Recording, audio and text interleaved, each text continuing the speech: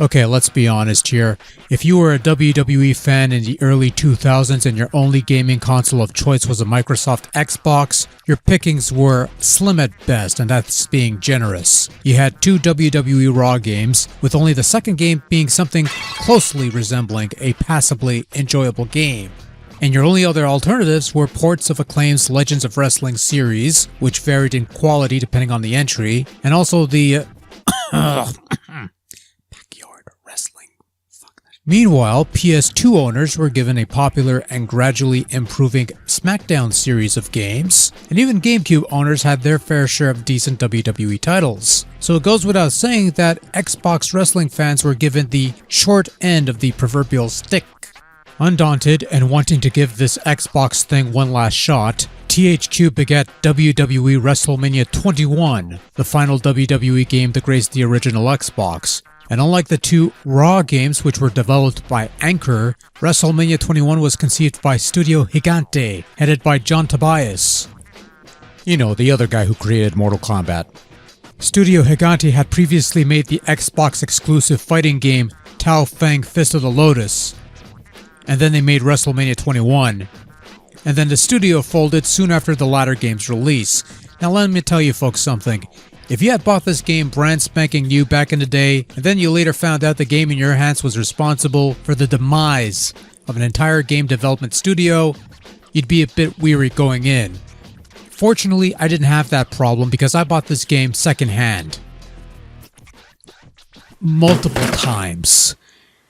Yeah, for some reason, every copy I would play of this thing would eventually die at some point. Even after getting the discs cleaned and all that, those discs would eventually just stop working after a certain point. Now the good news is that WrestleMania 21, even today as a secondhand release, is dirt cheap, and my latest disc seems to be stable at the moment, but who knows how long that's going to last.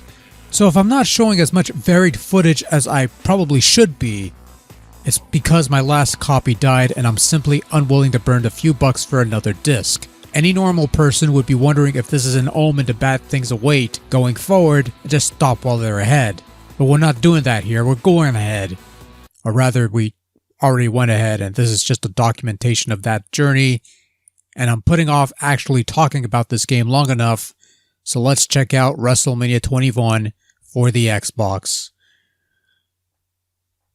WrestleMania 21 boasts a roster of over 40 WWE superstars, as well as a small number of legends that can be unlocked through the WWE Shop feature with in-game cash, including The Rock, Mankind, Bret Hart, Andre the Giant, and fucking Big Show with hair. In-game cash is earned by winning matches, either in exhibition or within the game's career mode, which has you taking a rookie WWE superstar, also known as whatever you end up creating in the game's somewhat limited Create a Wrestler feature, through the ranks of Raw and SmackDown, and we'll touch on the career mode in a little bit.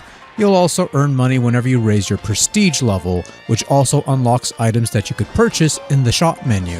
Now, in order to earn prestige, you'll have to clear a number of goals. Some of these start off simple enough, but the higher the prestige, the more challenging the objectives you'll have to complete. In any event, unlocking everything in the game will take time because everything is expensive, and you not only have to spend money on things to unlock, but also attribute points to improve your created wrestler stats, as well as additional moves and costume pieces and things of that nature. WrestleMania 21 does falter somewhat in the match selection. You've got the usual suspects for this sort of thing: singles, tag team, triple threat, fatal four-way, battle royals, royal rumbles, and the small pool of gimmick matches: steel cage, Hell in a Cell, tables, TLC, and ladder matches. Pretty standard fare on paper. However, most of the gimmick-heavy match types, Hell in a Cell, etc., are strictly one-on-one affairs, which limits the possible matches you could play somewhat, especially in comparison to the PlayStation 2 side of things. There's also a Create a Wrestler functionality, which is not the greatest thing ever, and certainly a step below what was offered with the Raw games, which were a little more customizable but still somewhat serviceable. Also of note is a Create a Belt feature, which you didn't see all that often back in the day. Create a Belt allows you to create a championship title to defend on Xbox Live back when that was still a thing. Of course, even when Xbox Live was a thing, WrestleMania 21 was notorious for online functionality that did not function. Or so that's the story I've heard.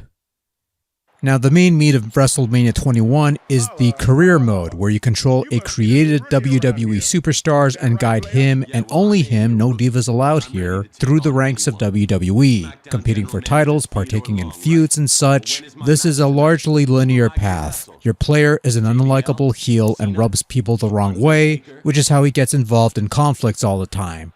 And the story is really nothing special, but fits in nicely with the happenings of WWE at the time. You're a new guy, you make a name for yourself, and you eventually get buried by Mick's son-in-law and his cohorts in Evolution, launching a feud with that group. Unique with this mode at the time is that it was a fully voiced campaign with everyone playing their parts and actually delivering some good vocal work.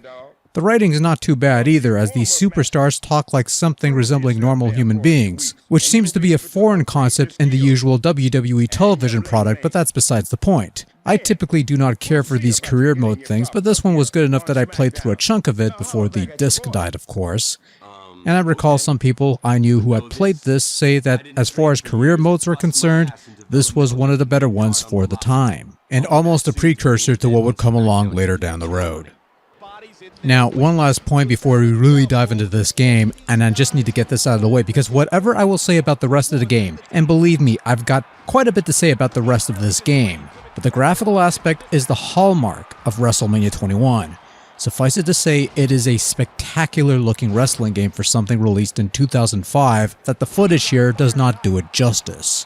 In terms of the way everything is lit, the way the arenas move, the detail of some, but not all, superstar models, I'd be hard-pressed to find a wrestling game that looks as good, or rather, as visually distinct as this one does, without diving into next-gen territory that would come along later. Strictly on the Xbox side of things, you look at the two Raw games that came before and then you jump into this. From a strictly visual standpoint, WrestleMania is a substantial upgrade and boasts a unique presentation that would never be achieved in this console generation of wrestling games. Unfortunately, the rest of the package is where, instead of going Hollywood, WrestleMania 21 goes Bollywood. No, wait, let me try that again. Wait. WrestleMania 21 goes Turkish Hollywood. With all the Turksploitation films and no, you know what? I'm trying. I got this. You know what? Forget it. I've got nothing. There's no way I'm making this work. Much like how nobody made this game work for a variety of reasons that we'll get into now. In theory, the gameplay mechanics are fairly straightforward. You have a strike button, 2 grapple buttons, 2 reversal triggers, and a bunch of other buttons that do other stuff. You have 2 meters on screen, a stamina meter of sorts, and a heat meter, which fills up as you land blows on your opponent and by performing taunts and kickouts and big moves and things of that nature, which will earn you heat boosts. Once you've reached maximum heat, you'll be able to perform your superstar signature move, of which they have 2. Again, in theory, this sounds fine. In practice, however, it's not so fine. Control tends to be the main culprit here. When it works, well enough, I suppose. However, more often than not, Control has a tendency to be either very laggy or borderline non-responsive, to the extent that superstars will respond to commands you made a second or two ago, rather than the button input you're doing now, resulting in your superstar executing moves that are either unintended or delayed long past the point of being useful. This makes timing reversals the equivalent of advanced quantum physics due to the somewhat dreadful lag. In rare instances, like in this tag match for example, Control will cease to function altogether, you won't be able to do anything, and you're forced to restart the match, which is kinda lame. At a glance, it seems like they were trying to combine the fast-paced SmackDown style with the depth and playability of the GameCube or even N64 games. Again, that's the theory. The reality is far less inspired. Collision detection, which was always a spotty proposition in these wrestling video games, descends to a full-blown brothel of ineptitude, with blows that should hit somehow missing and blows that have no reason to land suddenly landing without warning. It's nowhere near the extent of something like Showdown Legends of Wrestling, which had some truly wonky bugs, but at least that game had somewhat functional controls, amazingly enough. The computer AI is also fairly unbalanced. Sometimes it's a sitting duck that lets you do whatever you want with it, other times it's a stone wall unwilling to budge and throwing everything right back at you. The difficulty setting is more of a suggestion rather than a hard setting with any real effect. Tag matches are probably best played with a second player on your team because the dumbass AI can easily cost you the match by doing something stupid to get themselves DQ'd, or worse. And by the way, yes, Big Show and Booker T are still frozen in time. I still couldn't get the controls to work other than the pause button. What can you really say at this point, huh? Unbelievable. The gameplay feels half-baked, and apparently the reason for this boils down to the classic case of a rushed development cycle in order to meet a release window. It shows. It feels like there was more time put in making the game look good rather than have it play well or function at all, much less properly. It's not like it's a total loss. The stipulations play as well as they should, too bad they're mostly one-on-one, but the matches can be somewhat tolerable as long as you stick with one-on-one affairs. Once you dive into matches with 3 or 4 wrestlers in the ring, the game occasionally suffers from bouts of slowdown, and the action starts to feel somewhat choppy, which doesn't help the already horrid control lag.